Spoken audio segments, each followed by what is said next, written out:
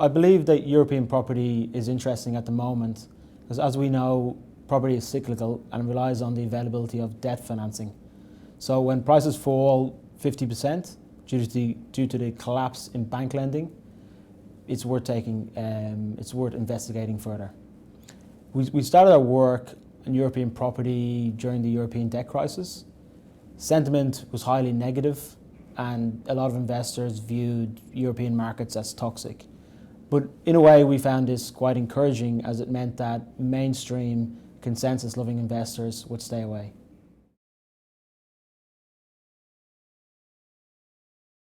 We took particular interest in Spanish and Irish property for three main reasons.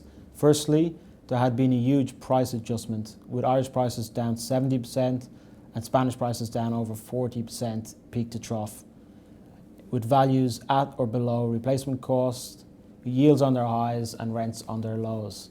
Secondly, a dysfunctional market had been created with supply-demand imbalances, as developers were either bankrupt or severely constrained by the banks, which led to no new supply coming to the market. Lastly, both of these economies had gone through painful adjustments, and we believe that business activity, employment, and consumer confidence was slowly returning. Now, when you contrast that with Australian commercial real estate markets, with prices on their highs, rents on their highs, demand pretty stagnant, and supply increasing, the opportunity in Europe was all more obvious.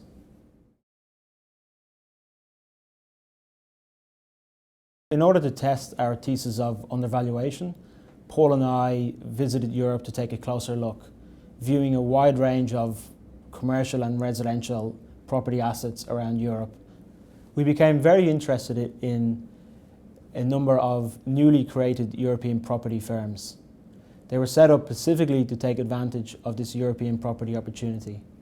They started life as cash boxes, so had no legacy issues and could cherry pick the best assets at distressed prices.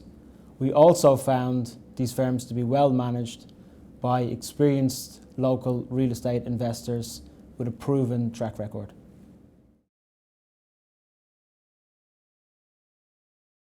We've bought shares in Hispania, Kennedy Wilson Europe, Hibernia and Lara España, as we believe this is a great way to play a recovery in European property prices. So these companies are structured as REITs with high payout ratios. So as shareholders, we expect to receive regular income streams and hopefully capital appreciation as European property assets normalise.